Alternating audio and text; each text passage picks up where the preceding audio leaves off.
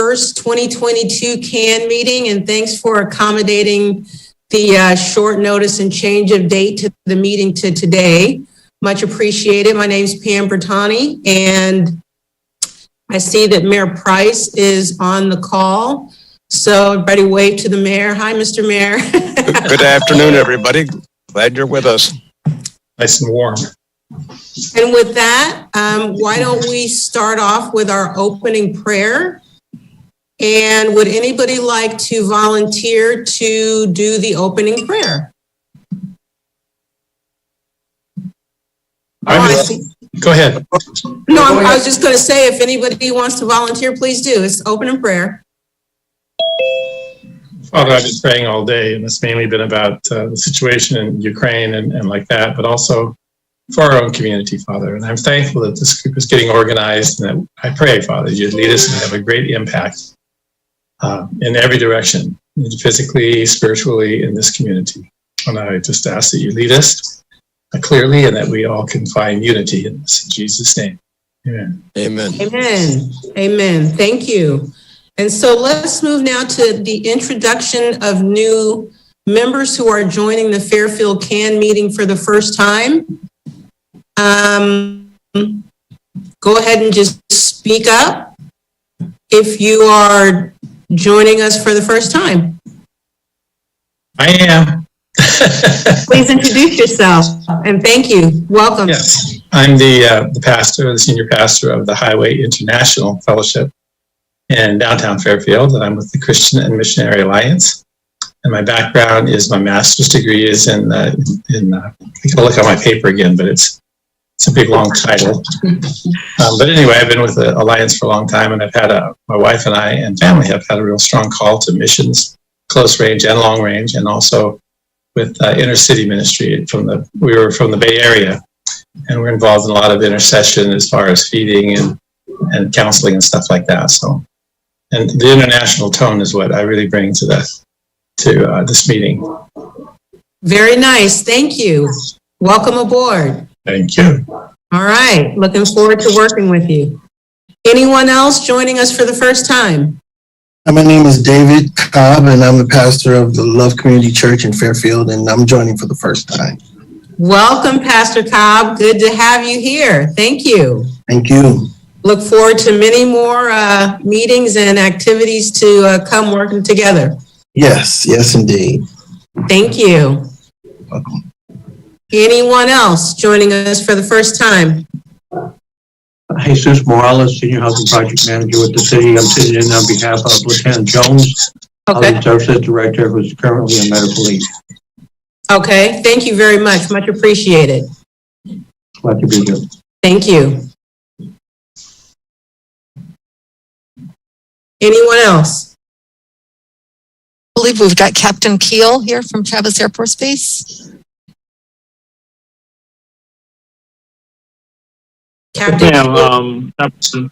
Chaplain David Keel. I think I joined you one other time, but happy to be here from Travis Air Force Base. Thank you very much. Glad to see you again. All right. Okay, so with that, why don't we move right into the meeting agenda, and we will have, Kelly, tell me if I'm right, we will have our new member pendants and certificates available at our next meeting, which I'm anticipating will be in person. Yes, we'll have all those ready for them. Mm-hmm. Okay, that sounds great. So the next item on the agenda is the Warming Center project. And we have Parks and Recreation Director Christina Chamberlain to report to us on the warming centers, which, as we all know, have become very important because it's really getting cold out at night and during the day, frankly. So, Christina? Thank you very much, and hello to everybody.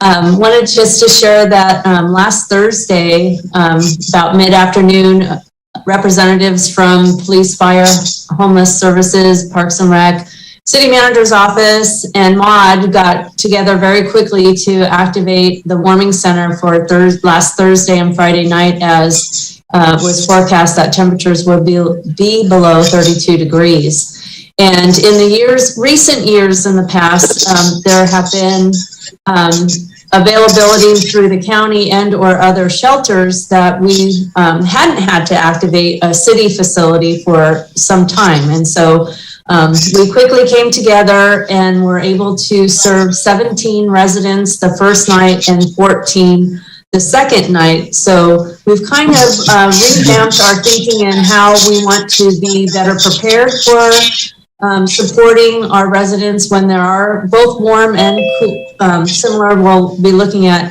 cooling centers. So we're looking at modifying some of the ways that we're going to be providing that service. And one of the areas that we may be coming back to CAN is with maybe some volunteer support when those centers are activated.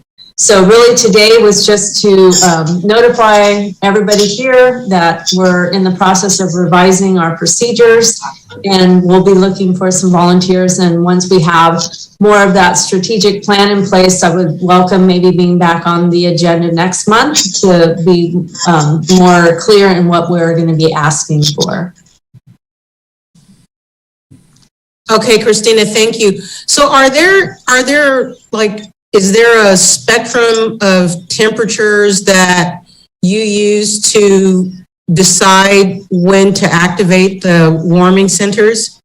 So what is in place right now is determining if there were 3 consecutive days below 32 or lower degrees that they would be activated. So we want to revisit our whole policy and procedure on, those, and similar, and I'm sorry, I don't have the specifics on when the cooling center is operated, but it just brought it back to light because we had been able to rely on the other shelters, which were full, which then we were like, oh, we need to get ourselves back in the groove, and opened that center. So it was a good reminder of us to be better prepared for that. And so we're looking forward to having an internal discussion on developing that plan, and then to bring it back to this group with the hope that we might have some support with volunteerism.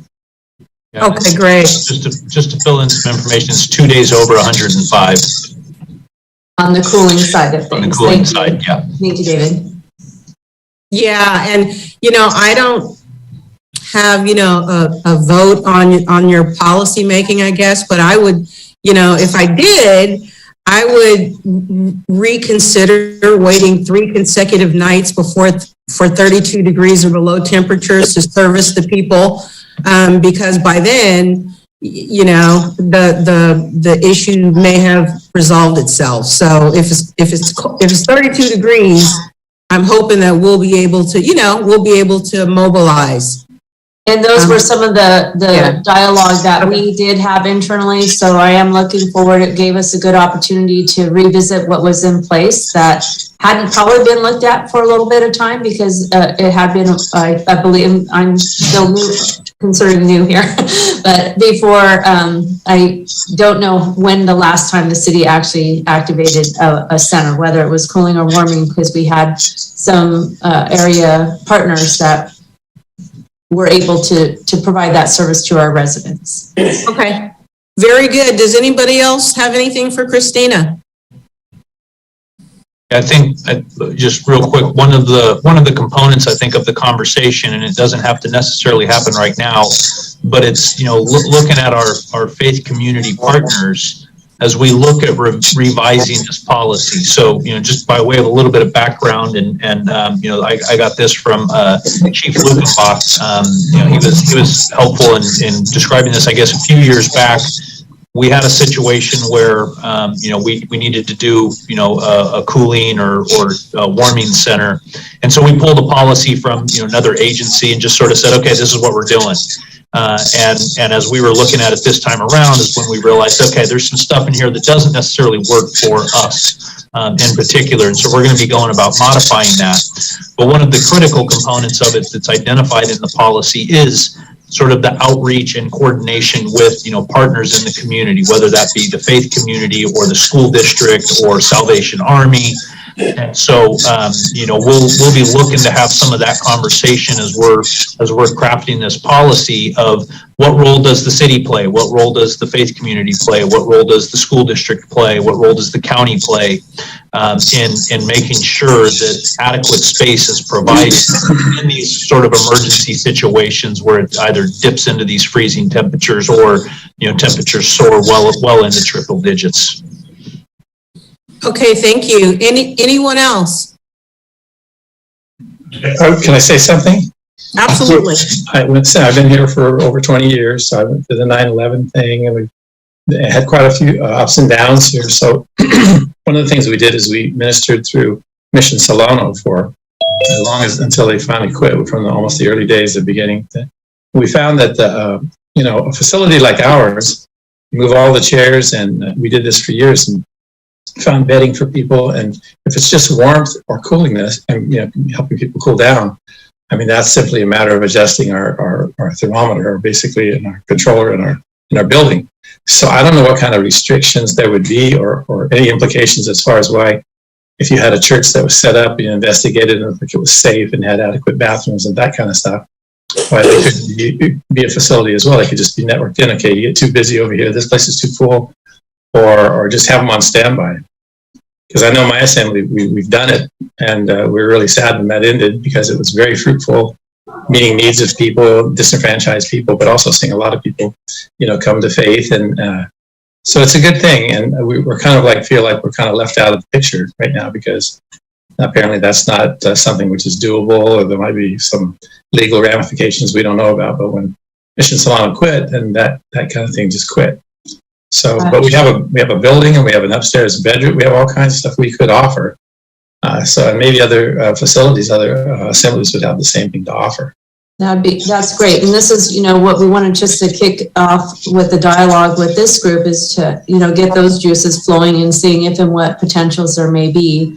And I will just take a moment that there can be a distinction between a formal shelter, like when there's evacuation, that's a long-term, where there may be other requirements with, to your point of, the building restrictions or what needs to be provided with food, cots and all that. And then there's maybe the thinking of a cooling and warming as more of an emergency respite from a temporary extreme weather condition that may only be one night. So that may be something completely different. And I think that's where we internally as a city are going to start defining the differences in those, because they do have a little bit of different nuances of what really would need to come into play if it were going to be a longer term, shelter versus a respite center. So that's where we're starting, but I appreciate that very much. Thank you.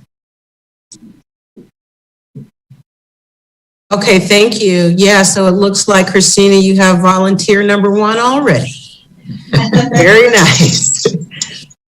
Yeah, and before we go on, there's a new member that I want everyone to be aware of, and that is our interim city manager, David Gassaway, who just spoke very intelligibly to us about these issues. So David is our interim city manager.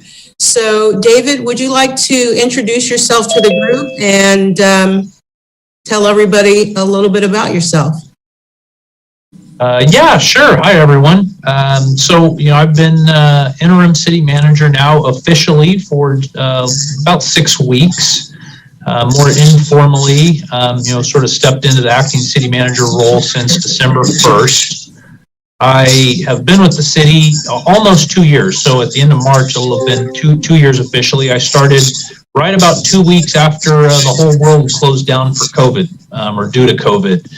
So it was a very interesting time to start a new job, and it took me probably 6 months or so to really just meet, all of the employees that directly reported to me, because it was this is how we interacted was on Zoom very much for the first few months. By way of sort of a brief background, I've been in local government for about 13 years now.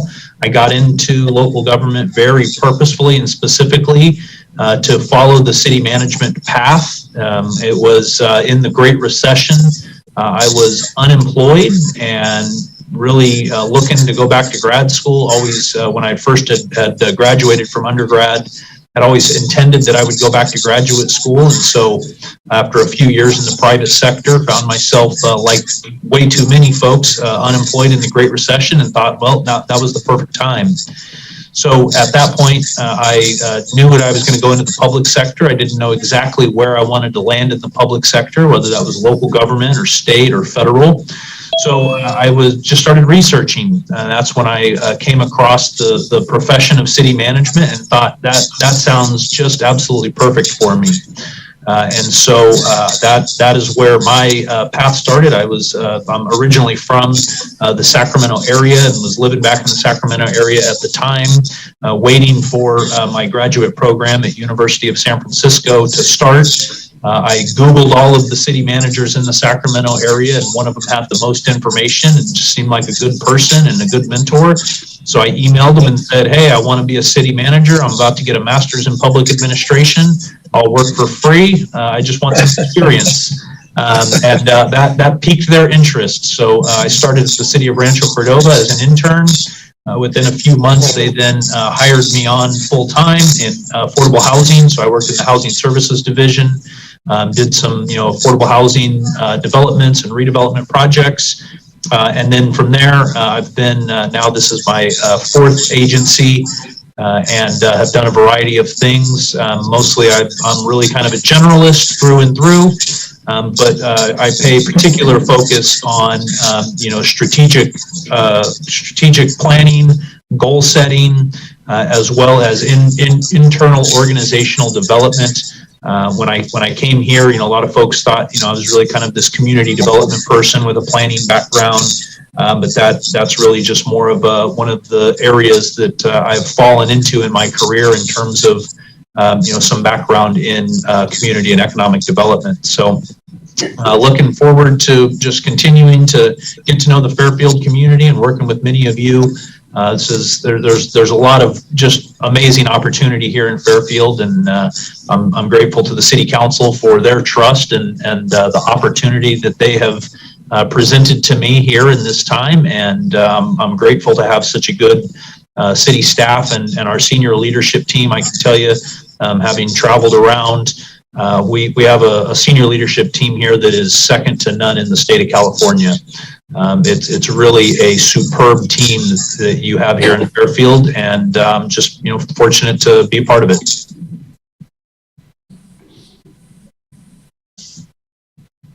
Thank you, David, very, very much. Appreciate it, and appreciate all your hard work. And Kelly just put into the chat, if you are not speaking, can you please mute your machines so that we don't get the reverberation and bounce back. I hear some kind of like some background noise. Okay, so on to the next item on the agenda. We have Chief Matt Lukenbach with us. He is the Chief of Fire of the Fire Department for the City of Fairfield. He's also relatively new in his role as chief, but in my eyes, he's been a chief for a long time. So, Matt, would you like to take it away and give us some information that you'd like to share with us? Absolutely. Thank you very much. Good afternoon, everybody. Matt Lukenbach here with the fire department. Exciting to be here before this group again. And as Councilwoman Bertani referenced, I've been around a while, and I think what's really encouraging for me is this group has been very, very powerful in the past. And if any of you have been in Fairfield long enough to remember the Marigold Fire, that was a real significant event for our city about 7-8 years ago when we lost 4 or 5 homes and had really significant damage to another 5 or so. So we had a lot of displaced families, a lot of folks who were in need. And the community outpouring was tremendous during that event. But we simply don't have the capacity in the city to manage volunteer donations. So we literally put our heads together and reached out to all of our various congregations around town.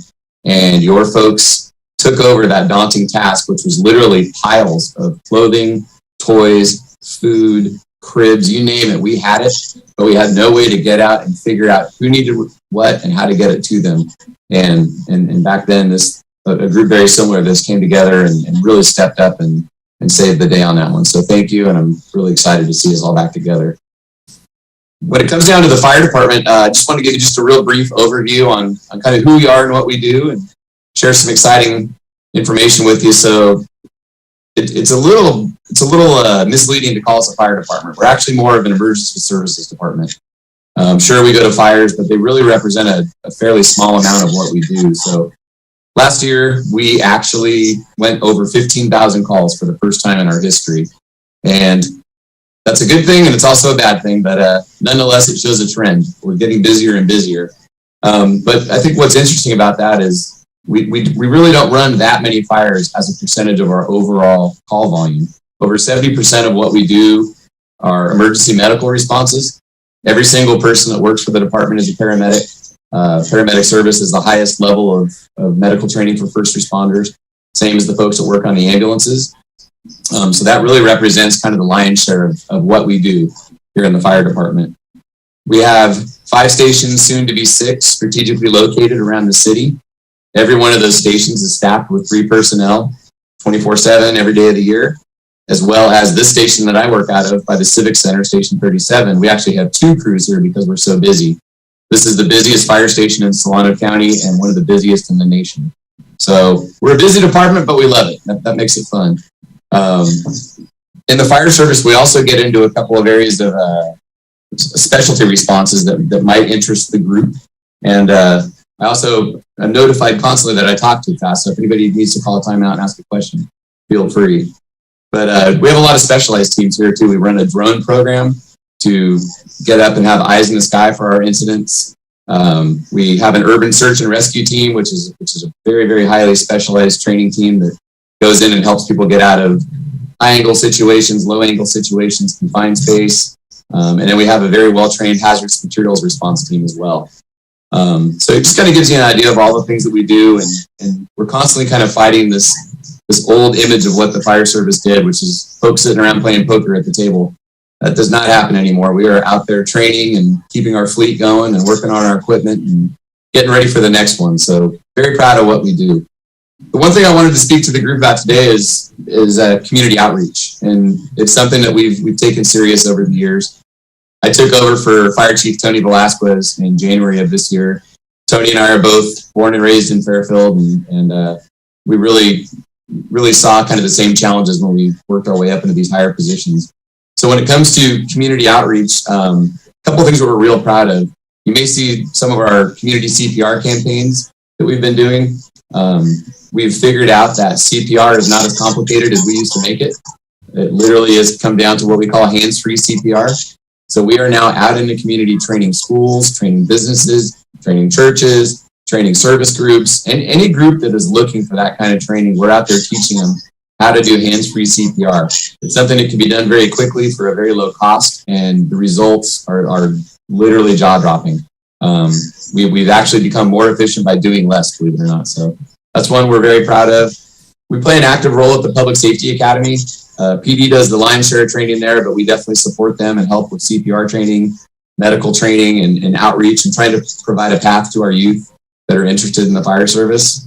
We also work with our police department for community notifications when it comes to emergencies. If you ever get told to evacuate, if you need the shelter, we try and help out with PD and Nixle. A lot of you have heard of Nixle. We're very proud of our smoke detector program, where we help folks that either are unable to install a smoke detector or unable to afford a smoke detector. So that's an active program that we are very proud of. Seasonally, we run a really, really robust coat drive and toy drive. That's probably our biggest feel-good moment. I think it's one of those, it warms the heart moments to be able to go out and work with the various service groups, the Community Service Foundation, and get out there and provide the necessary clothing for the cold weather. But a lot of times we go into these houses and we see Christmas trees with nothing under them. So to be able to take part in the collection and distribution of those toys is something we're very happy about. A couple of new things that we have going. We're starting a girls' camp.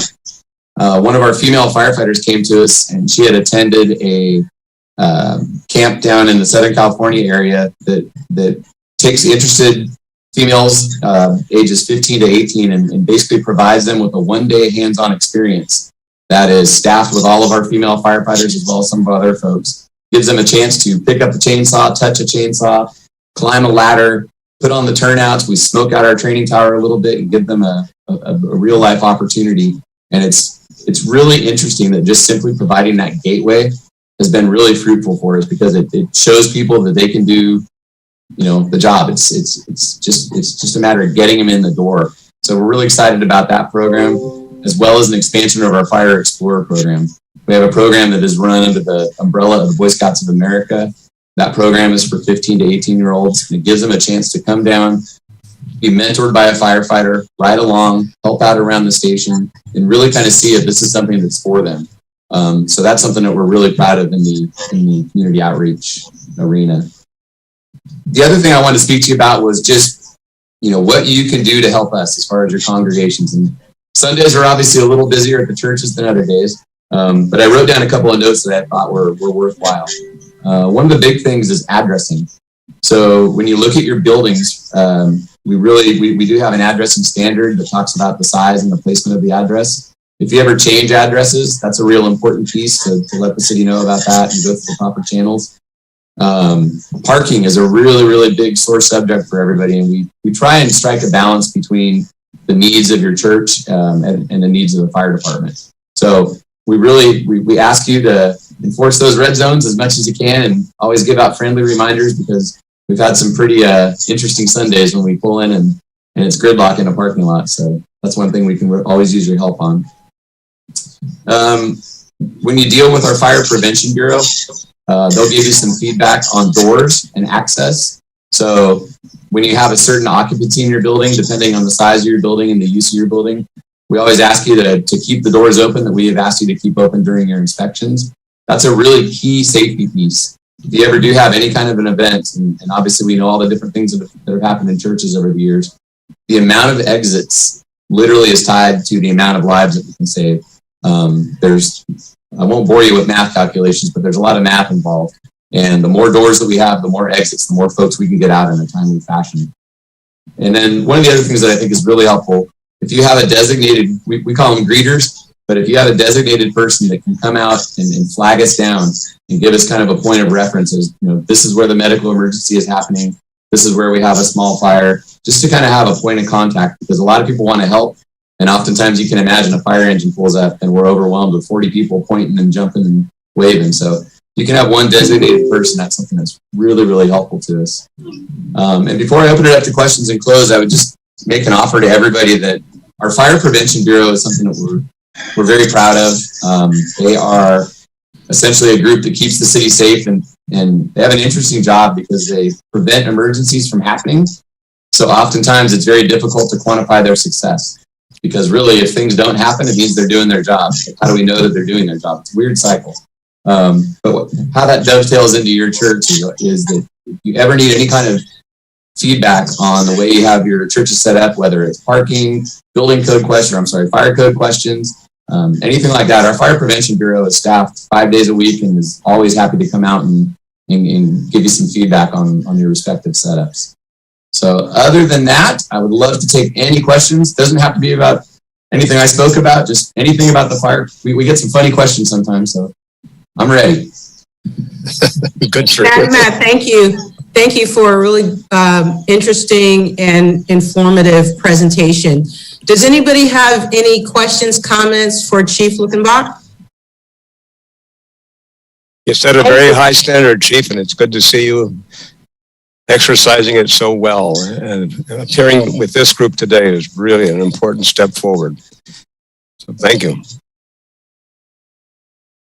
Thank you, Mr. Mayor. Hey, man, this is Renee. Very nice presentation, by the way. Is this anything different, or is this along the lines of, I know with our church, we work with Inspector Brian Just, and we've walked it through our plan with him and our exits and how we currently have it set up. So I think we are okay there, but we have, I did have a question into him because I do remember prior to the pandemic, we were in line, or there was a little talk about evacuation plan training. And I don't know, is that still something to be looked at. There was some training that you guys were thinking of, or the fire department were thinking of, and I found it very interesting. And we were going to have our team kind of set up to take the training and then bring it back to us. We do an evacuation plan with the adults and the children, and so we have our fire drills and our exit doors set up. But is there any additional training that you guys are going to be doing now or in the future? Yeah, so actually, it's good timing. Good question. I paid her to ask that question. So we actually just we just spoke with our fire prevention bureau the other day, and they're going to first roll out the schools. I'm sure many of us remember the old days of doing fire drills, and the fire engine would pull up and do all that good stuff. We have not participated in those for well over a decade in Fairfield, just from a capacity standpoint. But now that we've brought back our prevention bureau, they're going to reinstigate those drills. And then the next step is going to be getting out into the business community and obviously into the faith community and working with you. So step one would be, right now we can provide you with the standard and what that means for where to go, how many doors you need, what type of building you are in, all those kinds of things we can do right now. And then the next step in the very near future is going to be some trainings where we can either work with you on days where you're not actively holding church, or if you really want to do the big one, we could come out and work with you and actually have your congregation take part in that and see how it goes. Sometimes that's the best way to figure out where the problems are, is if you do a real life drill and essentially try and break it so that you can build it back better. Yeah, I totally agree. Agreed for us. We wanted to do it live and in color. When you get so, I guess it's so practice, right? If it's a drill, but when you have different ones that are not there regularly and you get an alarm, you don't know, so okay, that's 100%. Good to know. Thank you so much. Yeah, no problem. Thank you. Anyone else? Could I just mention, about not too long ago, we had a thing, a lot of stuff around. There was a lot of shooting going on, people going into churches and shooting and that kind of thing. And we actually had a group come out and talk to us about different things we could do about placement of things, placement of cameras, exits, and like that. And it was like a hands-on kind of thing where people really felt like empowered, that they would know what to do in a situation like that. So I just would have a small vote for something that would be almost, as predictive or prescriptive for each place. These are the kind of issues you're going to look for. From experience we've learned, and this is the way to do it, and you need to practice it, you need to go through it. Because we were encouraged to do that, to actually go through something, walk through it. Somebody would come out and announce something, we'd have some people, and so that made us feel a lot more prepared. God, thanks, Lord, it has not happened, but we felt empowered and prepared. That's a great point. One of the things that we run into oftentimes during our annual inspections is there's a lot of aftermarket devices that are sold that, are meant to be helpful, but they actually don't conform to the state fire marshal code. So we have a very specific list of things that we allow when it comes to egress and securing a building. So we'd be more than happy to help consult on that. And then I would defer to Captain Marshall, who I see down there, but I know there's been some talk in the past of I don't know if they still call it the Run, Hide, Fight program, but there's some best practices there as well. Yeah, and we do training for that. We probably wouldn't want to do a live drill on that because you don't know who's in your congregation that may be armed, and now we have a real situation accidentally. So we definitely, though, have training on how to deal with those types of situations. And we have officers that go out and teach that specifically, and they teach it a lot in the school districts as well. So if you guys are interested in that, please let us know. We can definitely help you with that. Thank you. Thank you, Dan. How's the weather down there in Monterey on Pebble Beach? I'm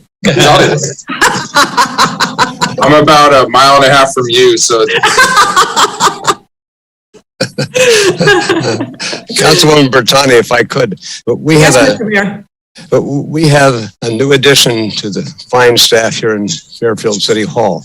Anna Giles, would you introduce yourself, please, and your background? Hi, I am Anna Giles. I'm the new assistant to the city manager. I started last week, and I'm very excited to be here to support the office and all of the great initiatives that the city is working on. Thank you, Anna. Welcome aboard, and thank you, Mr. Mayor, for that. I appreciate it. Okay, so if there are no more comments or questions for Chief Luckenbach, Are there anything else on fire? I don't, but can I kind of chime in with getting the information from Daniel on how to prevent certain things? That is something that we have discussed as well. It's so unfortunate that this is the time that we're living in.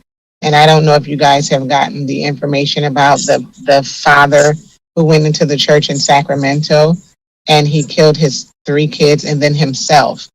And apparently they met at the church for visitation rights. I don't have the backdrop on it, but that was something that happened. And so I would love that information, because we do get different ones that come in, and in the event something happens, what to do, what to look for, what not to do, things of that nature. Mm-hmm. I just put my email and phone number, my cell phone number in the chat. So please give me a call or send me an email and we can get that worked out for sure. Absolutely. Thank you so much. Okay, very good. Thank you, everyone. And so we're going to move on to our strategic planning session. This is where hopefully everyone has had an opportunity to look at the survey summary that Kelly sent out in an email. She's probably, there we go. And she's sharing her screen on it right now. So the purpose behind this, or one of the purposes, is, to look at, the top, or at least the top 3 issues that the CAN decides are the top 3 issues, talk about those issues at that meeting, and then we will present these issues, or our discussion on these issues, or our analysis or suggestions on these issues at the Fairfield City Council's upcoming retreat. So the retreat, get your pencils ready. The council retreat is Friday, March 11th from 5 to 8 p.m. and then Saturday morning, March 12th from 9 a.m. to noon. And this is an opportunity to address the entire city council with the issues that are important to the community. There's no time limit on your, the discussions that we have. It really is a fairly open forum. And the bottom line on this forum is for our community to advise us in our policy-making role as city council members for representing the city. So, it's kind of hard to do that at a city council meeting when you've got 3 minutes on the mic and we got to move on, because we've got to click through the business. So the retreat is really a great opportunity to have a more in-depth discussion around the issues that we deem to be of importance to us as Fairfield CAN. So I'm hoping that as many of you as possible can show up to one or both of the sessions for the city council retreat, so that we can talk about CAN and what our views are on the issues du jour. So with that being said, Kelly, if you could go to page 2. Oh, yeah, go to page 2.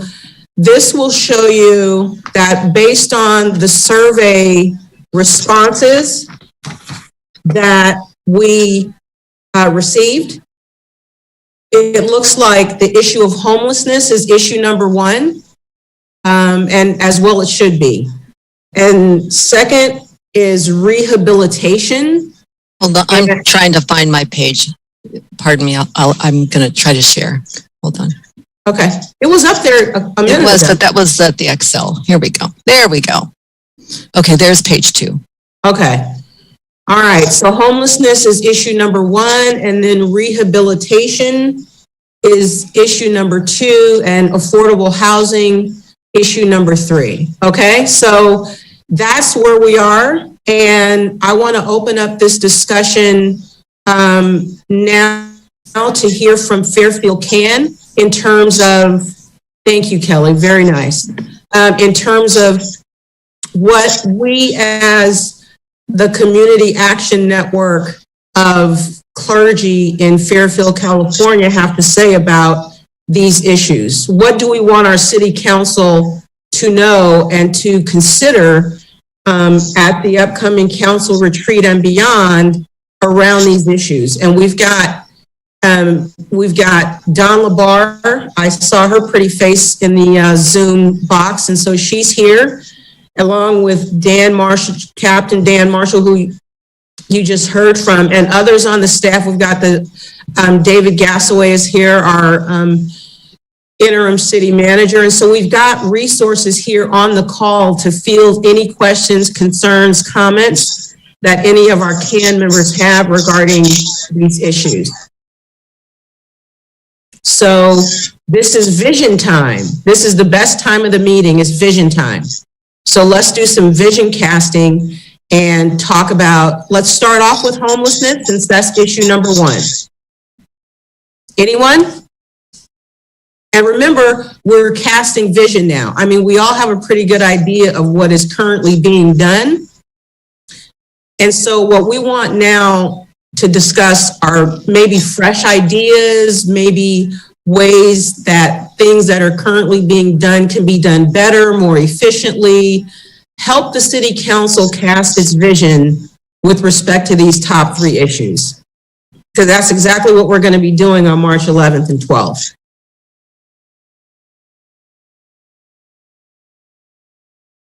Homelessness. I would like to say something. I've been dealing with the homeless since I've been here. We've had a lot of, like I said, sheltering, and my wife and I and my daughter, we minister to the camps and do what we can. We have breakfast and lunch periodically. I started a fundraiser called When I Was Hungry, and people gave to that, and we were providing on-site food. But something more comprehensive. I mean, everybody can do a little bit. I mean, we felt like we were having an impact. But I think one of the things that's really frustrating for me and for my congregation is finding that there's a mindset that you're dealing with that isn't simply determined by their condition. They may be affected by their condition, but many of them feel very prideful that they're doing it, that they're outside, and they've learned to hustle, and they've learned the way the game is played, and it's kind of almost like I don't know, there's just a tone that's very, very uncomfortable. You try to help them, and they'll take your help, but if you ask it for any kind of response, like, would you be willing to, and then pretty much that's not really an open door for most that I found. And also there's an attitude of not contempt, but something like contempt with people who have not regarding those who have. And it's not fair to the people who work really hard and have some measure of, well-being in their life. But how do you address that? How do we address that? I mean, what we do is we just completely, as a faith, our faith is in the Lord, and we believe that He says, when I was hungry, you fed me. And so we do our best to follow those things. But there are issues that you run into that are kind of against legal things. And then I deal with a lot of people who, like I say, they are definitely mental, there's everybody who deals with this. Mental illness is just rampant. People who either can't get meds, won't take meds. I have one person in mind that is just notorious, and everybody knows this person, that they talk to voices and all kinds of things, and they need really, really specific care, and they're out there with other people who kind of almost, it's okay to be like that. It becomes like a culture. And, I think for me, I just take every day as a new day, and I keep my heart and mind open, eyes open to see what I can do to develop a relationship with people. And I mean, I just don't think that, I don't know if we are willing as a culture to go the distance and really put out the, funding and things that would be comprehensive to really make a big difference. I think it's a kind of we've made this bed, and nobody, I'm not indicting anybody, but we've made this bed, now we have to sleep in it, somehow we've just allowed people to become disenfranchised and have a sense of hopelessness, and their only option is to hustle and break laws and abuse other people. It's really, really kind of dire. But my faith is strong, and I'm not called to be anybody's savior. We have one of those. But when God brings somebody to me, when I'm confronted with somebody, it would be really helpful to me to have specific resources that were available, that were not would not take 2 weeks, 3 weeks, or some kind of, fill out a thing and try to wait, because oftentimes the immediate solution is really, really critical. Get a person off the street, get a ride. A lot of times people come to me for a ride to the hospital. They had a stroke, they had a drug reaction or something, and I've developed that kind of a liaison with them, that people know they can call me or come to me through a couple other people, and I'll respond. But then I don't have really a place to respond to. I can bring them into my own fellowship place and like that. But I think maybe a broader vision that would include, some in-house things where people could have shelter, where they could have, and not just shelter like just to live, but especially in really critical conditions, just somebody to diffuse just the emergency for a little bit. Warm them up, get some food in them, get just a couple good nights sleep.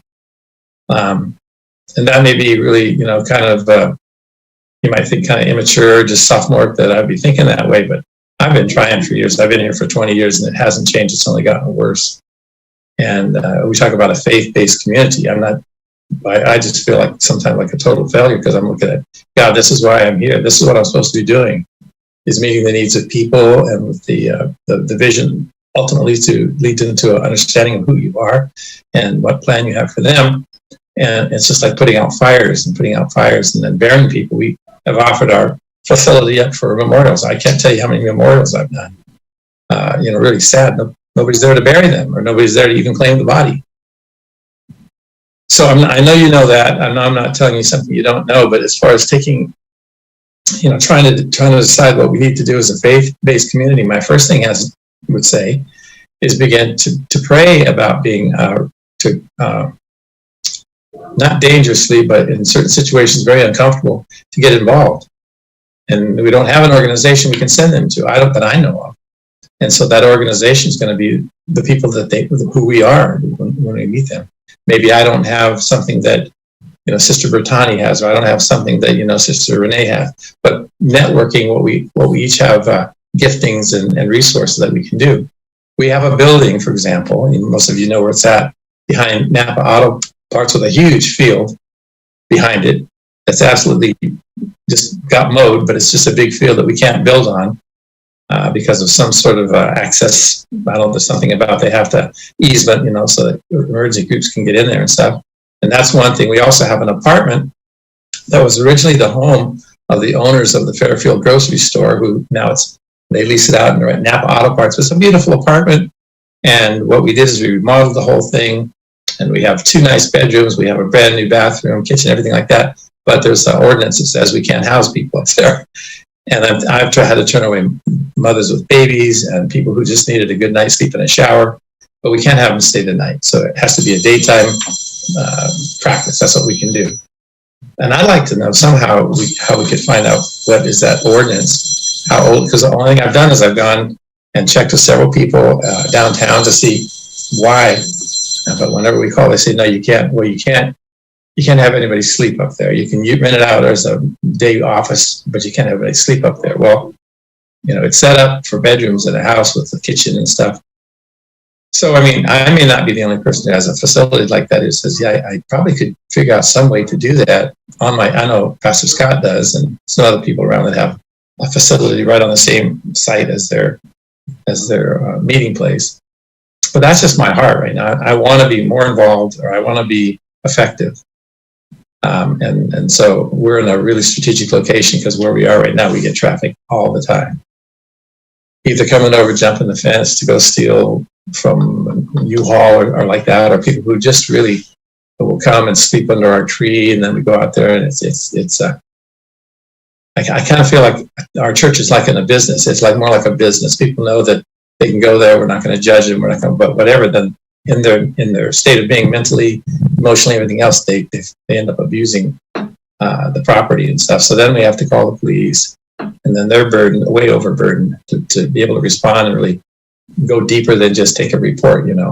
So if I'm hearing you correctly, I'm hearing in terms of homelessness, networking, availability in terms of accessing resources, and then part of what I'm hearing too is affordable housing issues, and how do we utilize existing structures that could be renovated, et cetera, to provide some level of affordable housing to folks who really need it, especially if the housing is already existing and it's basically, you know, an ordinance that's preventing the use of the property. So let me go first to, let me hear from others first before I have Don and everyone else chime in from the city side.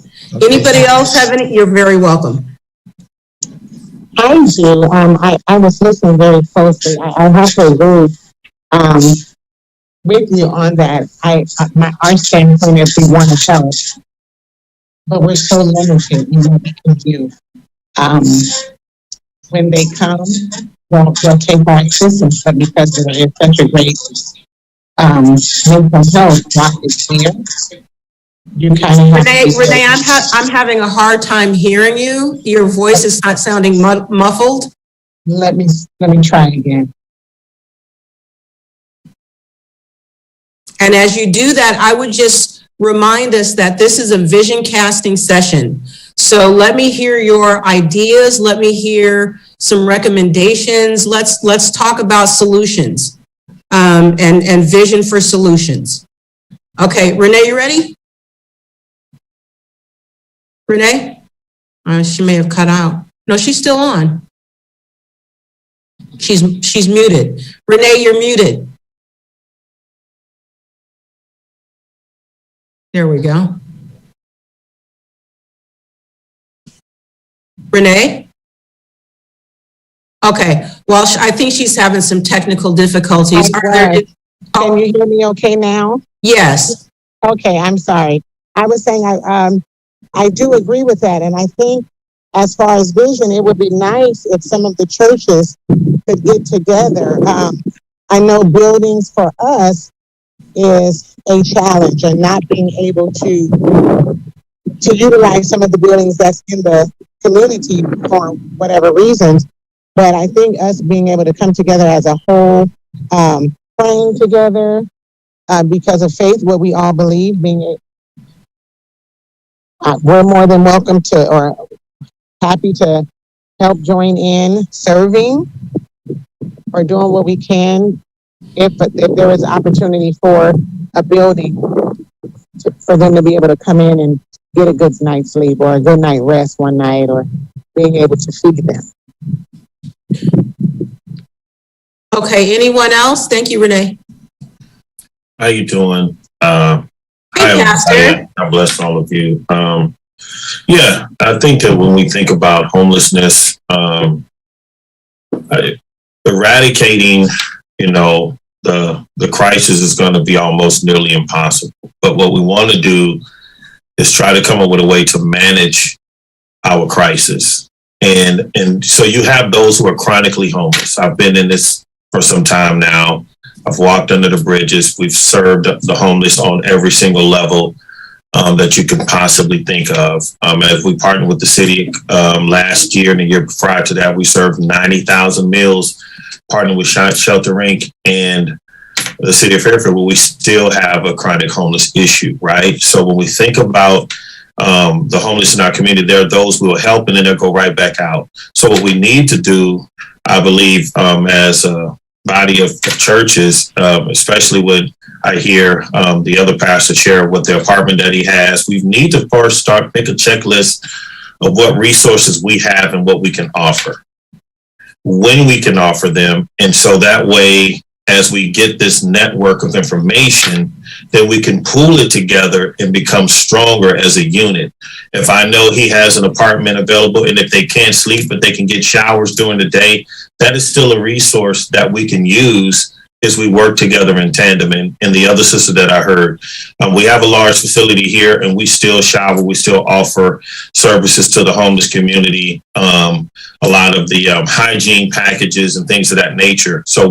But right now we are also looking at as we've partnered with the school district, we've noticed a high increase of our young students who are going to school in the Unified School District that are homeless. There's 1.2 million children 1.2 million children that don't have housing that are going to school in our public school systems. So if you think about that in its totality, those are areas we need to identify, and those are areas we also need to make sure that we're effectively partner together to pull our resources together to make sure that we know exactly what everyone has to offer. No effort is too small that it can't make an impact or a difference. And so I think that's probably the best place for us to start, is saying who can do what and what resources we have available amongst the churches. And then from there, we begin to pull that information to make sure we're not just, one person's not monopolizing all services. Like they may go get a shower at this place, and then they come over to my place and get the hygiene pack and don't use it effectively. So we want to make sure we communicate. And I think that's going to be one of the most critical components we can put together right now, is some type of way to create dialogue throughout the week. It's good to come together once a month to talk about these problems. But if we're doing the work, I have no idea that he has those services, and he may not have any idea of the services that we can provide here at Bay North Church of Christ. But however, that will be probably the best start to say, hey, what do you have? Well, we may have a washer and dryer. Great. You can wash some clothes for some folk who don't have money to wash their clothes. And this person may say, I can do this. But I think we need to start there. And then maybe from there, partnering with other agencies to find out who we can send people to once we've gotten them off the street and cleaned up or something like that. Just my 2 cents. I like it. That was more like $1.50. That's a really great idea. Yeah. Okay, I'll take that $1.50. and I think that's a really great idea. And I think that it addresses our former colleagues who spoke, where are the resources? What I heard you say is we need to check, we need to communicate better about what we have already.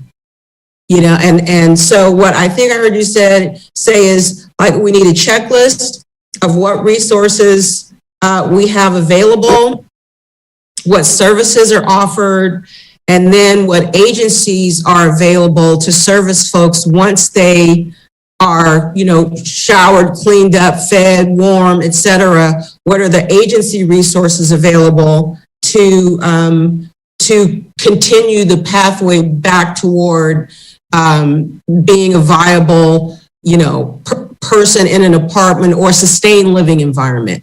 Exactly. So if I have them here for 2 days and then they go back to the street, then we've cleaned them up for 2 days, but we haven't really, we put a Band-Aid on something that is going to continue to happen over and over again. And it may be good for a couple of days and they show back up.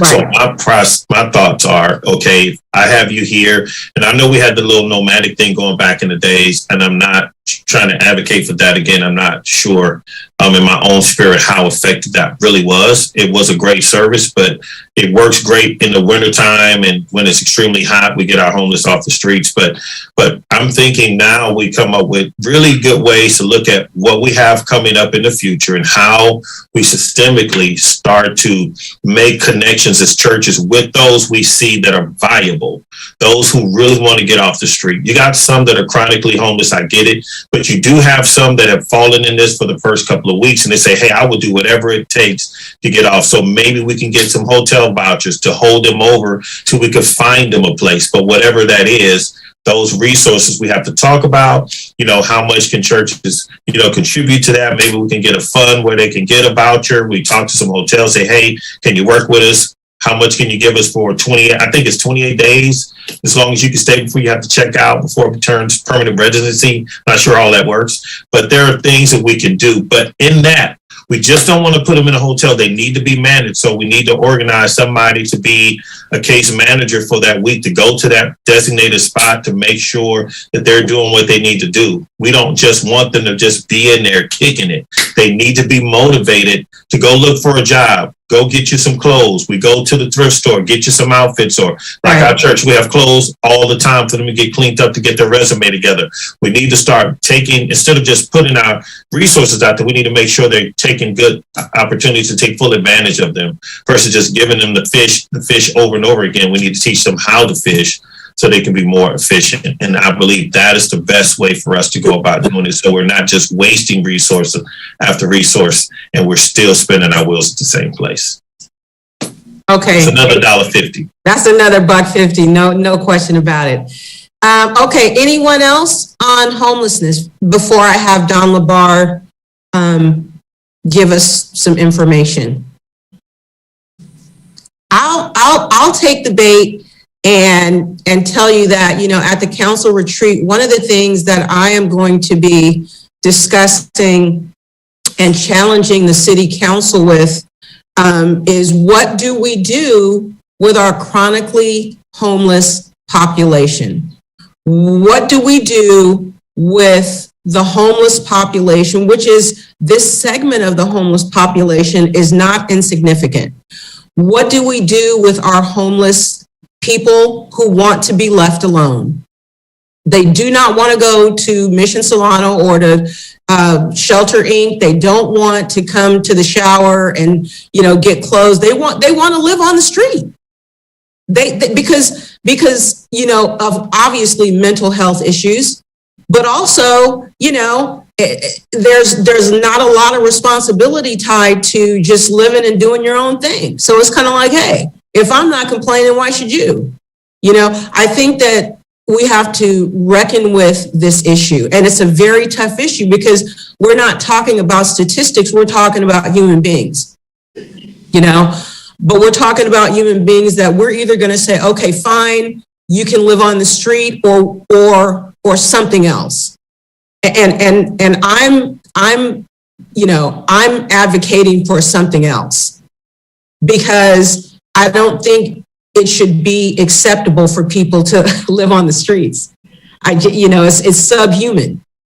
And I'm from Oakland, and I've seen how the homeless population in Oakland is just beyond, it's beyond fixing. I don't know. Maybe that's a little pessimistic, but it's really, really, really intense, you know, and spreading very fast. So that's going to be one of the things that, you know, I am going to challenge the city council with in terms of, is there a legislative fix to that we can use? Is there some kind of legislation or ordinance or something that we can do to say it's not okay to live on the streets and here's how we're going to help you, but we can't just let you live in front of CVS? Because that's not fair to them. It's not fair to CVS. It's not fair to the city of Fairfield, who continually,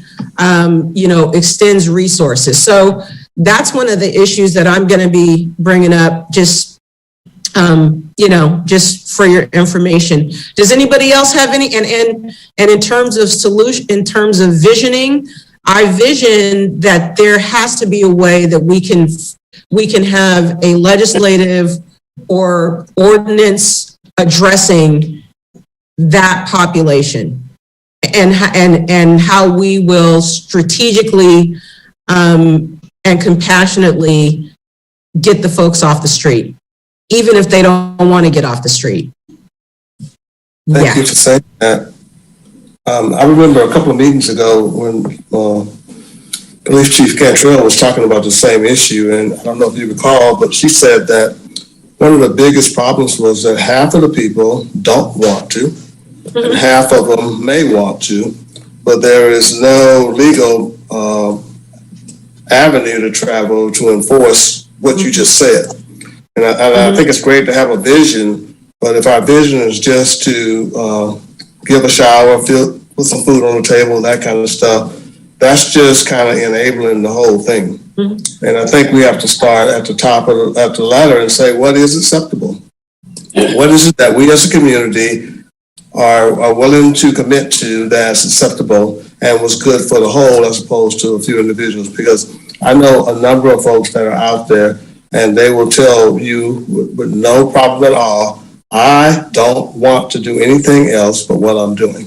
And whose business is it besides mine? And so I think having a vision is great, but we need to look at it from what you're saying, starting from is what is it that we are willing to see as acceptable as a community and then work from that end. Yeah. Thank you for that. Anyone else? I was in a meeting this last Friday with an organization out of Reno. And the way that they approached this issue of people that are in encampments around the city, and Reno has the biggest problem, as big a problem as Fairfield, in my opinion. But what they've done is they've erected a very large tent, like a circus tent. And they have over 600 beds in the tent. And what they do is they direct homeless encampments to that one site, that one, which is dedicated just for homeless in that tent. And it's their way of keeping the homeless population in a designated area rather than being spewed throughout the city. And my thought was, as I explored that and I talked to them, that if you could do that, where you could direct homeless to a designated area, where you could provide some services, some counseling, medical services, navigation services, with the hopes, and some mental services for those that are mentally challenged, and with the hopes of increasing the percentage of people that want to get out of homelessness. I mean, we deal on our navigation side with those that want out of homelessness. So we get them jobs through our navigation center. They're working, they're saving money, they're getting into their own place. And that's been very successful. But it's like the chief said, there's a huge percentage of folks that don't want out.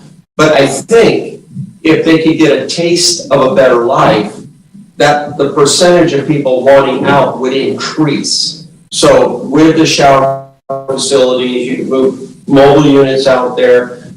You could police it, and then the caveat would be that somehow the city would have to come up with some ordinance to say that homelessness is not allowed in the city except at this one location.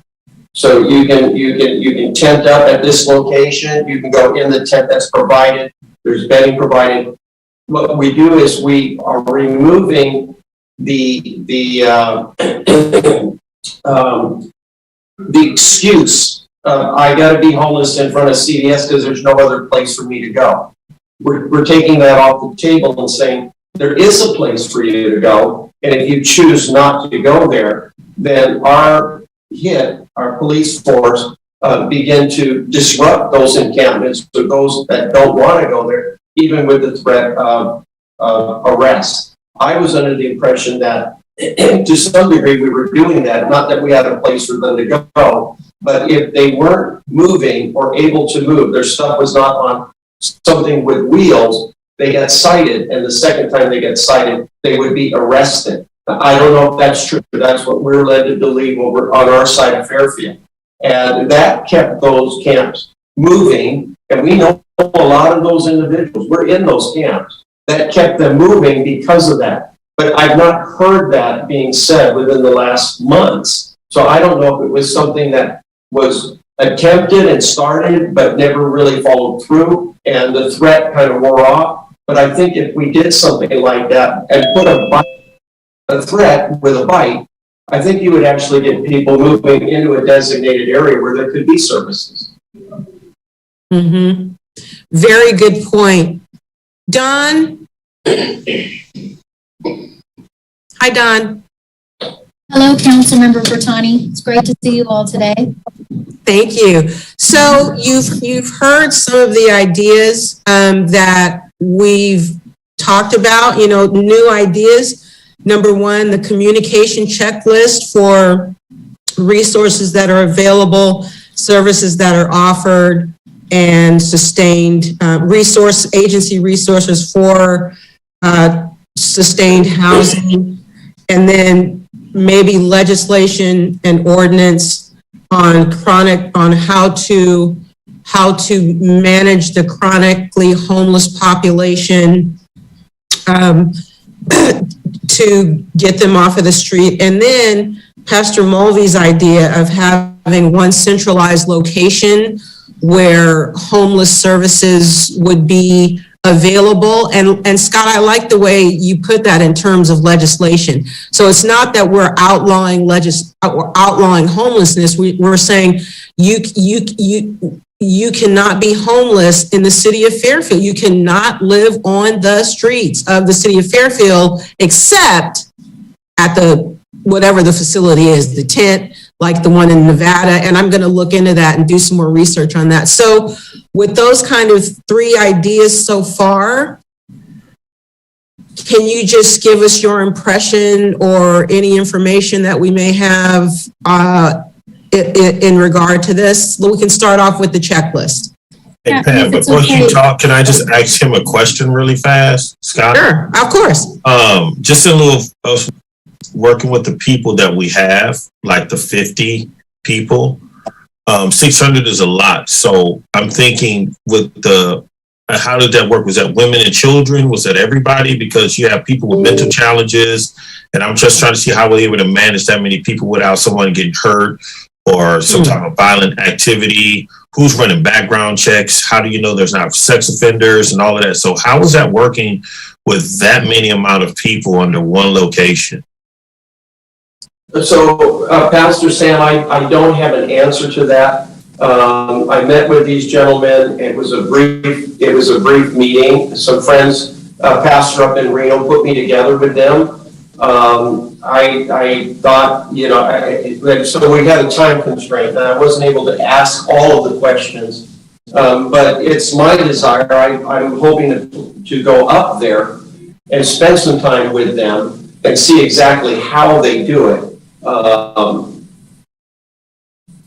From what they led me to believe in our short conversation was they have some challenges. They're a little bit understaffed. They didn't expect to grow that quick. They didn't expect that many beds that fast, and they're struggling to find adequate help. I think initially you would project a certain amount of beds, but you would start off with 50, let us staff for 50, 100, let us staff for 100, 200, let us staff, and it would grow, and as it grew, then the police could put their enforcements in to move people that direction. I don't think we want to take all the homeless people in Fairfield and direct them to one location. I don't know if there's enough people doing ministry to that population that we collectively came together, we could manage a 700-bed facility.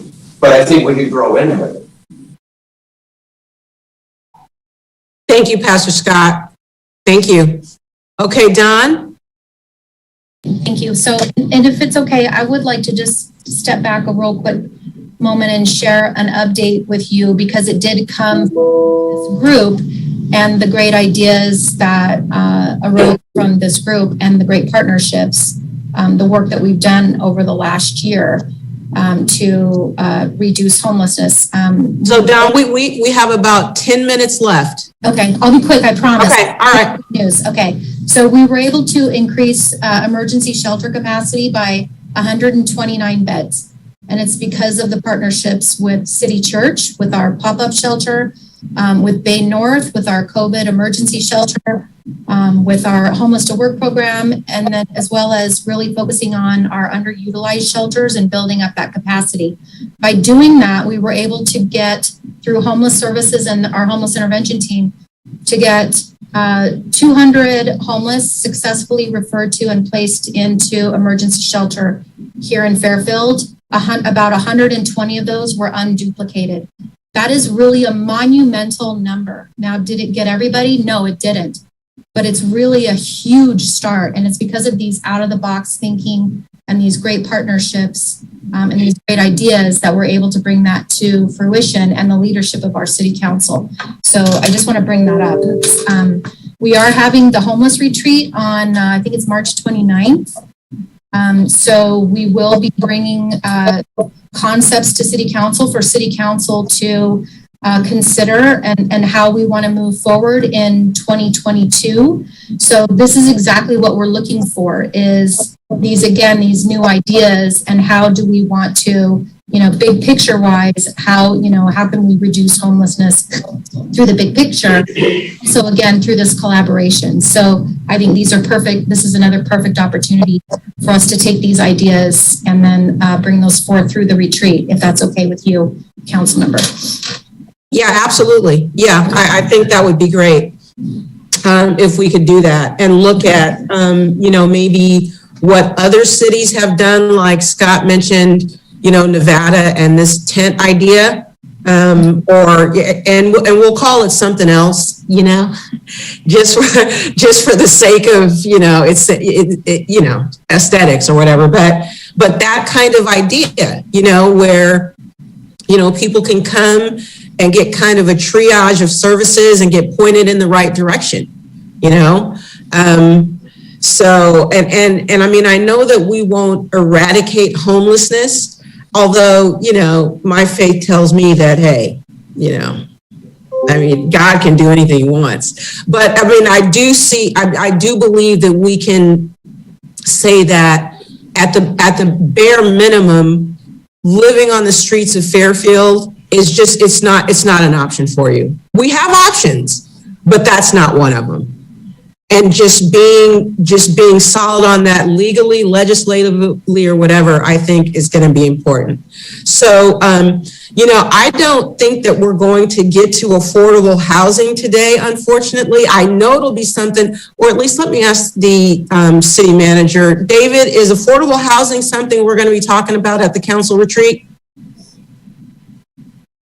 At the council retreat, we'll be talking about what city council views as the goals for the city organization. So in the end of the day, that's really within your purview and the rest of the city council's purview of what those priorities are for the city. And then we, as your professional staff, will go off to put together action plans in order to deliver on those goals in the coming year. Okay, so in other words, the staff will be prepared to discuss affordable housing issues that are brought to the table. Absolutely. Okay. And then in terms of rehabilitation, we have like a few minutes left now, so we're obviously not going to unpack that today, but I'd like to hear some ideas about what exactly we're talking about or thinking about in terms of rehabilitation. Does anyone in the group want to speak to that briefly in terms of ideas? Can I throw something in there real quick with rehab? And I think it would be something that would be really good to expand on. And Councilwoman Bertani, it would be really helpful for you in your position. Some of the outreach we've been trying to do involves giving people 30-day, 60-day, 90-day injectables for mental health drugs, because we realize there's not enough housing, but sometimes stabilizing them in the community is helpful. And so there's one gentleman in particular that we used to he'd be considered a 3-officer minimum. I rolled up by him the other day and said hello to him, and he actually is on one of our Facebook pages playing a keyboard because he started taking his mental health drugs. And we have others now that just rip their shirts off, ready to take them, and they're guys that used to cause a lot of problems in the community. So, but there needs to be more outreach on that with the rehabilitation. But that's really a county thing that we do. So I know it'd be helpful from you, Mayor Price, and other council members to help with that. So I'll get off now. And now hold on, Dan. And so when you're talking about injectables, you're talking about like a methadone kind of thing? Like no, it's mental health drugs. So it helps stabilize them mentally if they have schizophrenia or other types of mental health issues that are creating a lot of the challenges that we see out there. Because a normal person just walking down the street could be homeless, could not be. You may not know. It's usually the erratic behavior, the pulling of 3 or 4 carts with them. Those are the times you're really going to recognize it. And so the idea is trying to stabilize them in place, because we know we don't have enough housing. But at least if we can get more outreach in that form, they're starting to make leaps and bounds. In fact, that gentleman was put in the hotel program at Dawn, I forget what it's called, but you would know, but and was very successful, but he didn't want to shave his head and he had lice. So there were some other challenges. And so those are the things we have to try to get through with the rehabilitation portion as well. Sometimes it's controlling their mental health status, which will then help eventually get to the drugs and alcohol and some of the other issues that exist.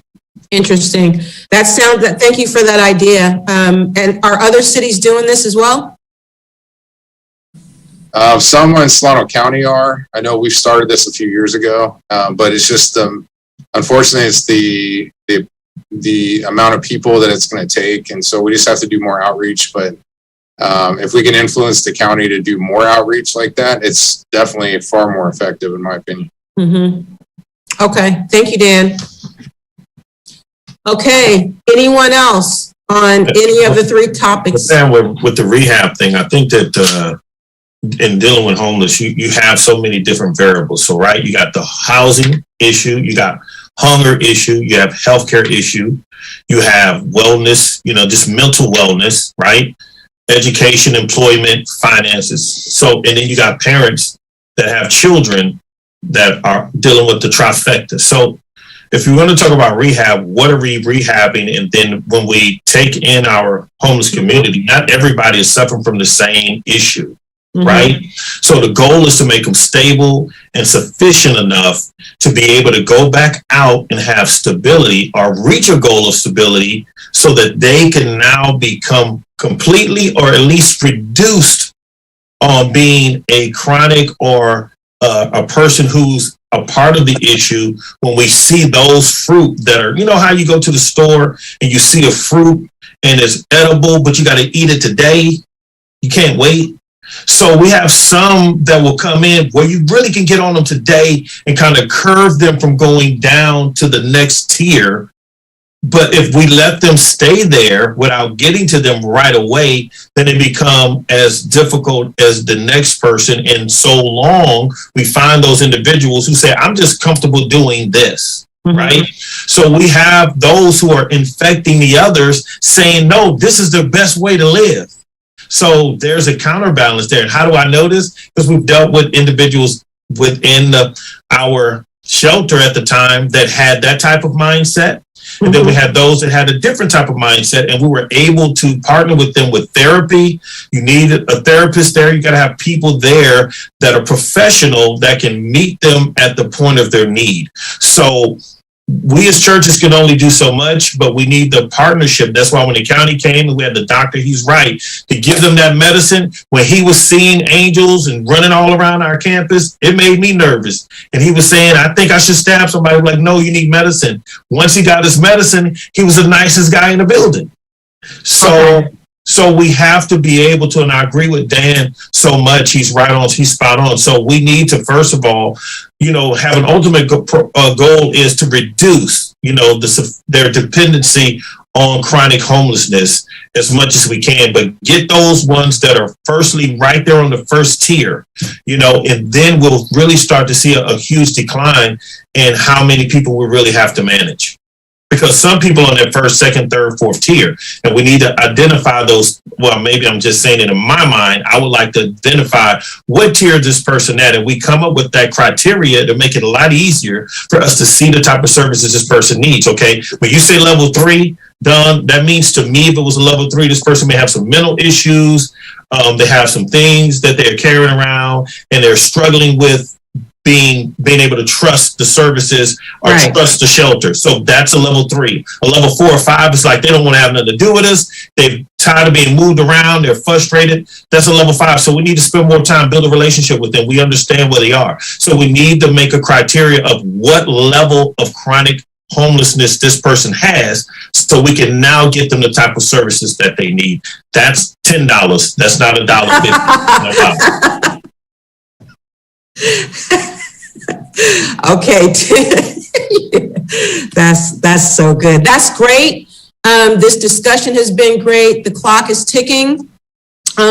Before we go, I wanted to have Captain Keel talk to us. I think that Travis Air Force Base has extended an invitation to host a breakfast for the Fairfield Can and the clergy, the clergy in general in Fairfield and maybe Solano County to coincide with the air show that's going to be upcoming at the base. So if Captain Keel, if he's still on, or Yes. Yeah, I'm here. Hi. Yeah, so Yes. we're gonna have you guys out in January. Unfortunately, that got canceled because of the Omicron. But we do have a great opportunity the 14th and 15th of May. The base is putting on an air show. So that's going to be a great opportunity for a lot of folks and families, and maybe some young people to come out and see bunch of planes and everything out on the runway. And as a part of that, I'd like to. I haven't seen the final schedule for the air show, so I can't tell you the exact time. But thinking about having a breakfast for local clergy for you to kind of come in, and it'll be convenient because you won't have to have a special, won't have to give us your social security numbers and stuff like that. They've already got it figured out for everyone to get on base, and then we'll have you guys over for a breakfast, and then you guys can enjoy the air show with your families. And also we'll hopefully be able to give you a little bit better idea of what it's like to be an airman. They're not homeless, but they are a transient bunch. So maybe give you some ideas on how to minister to them.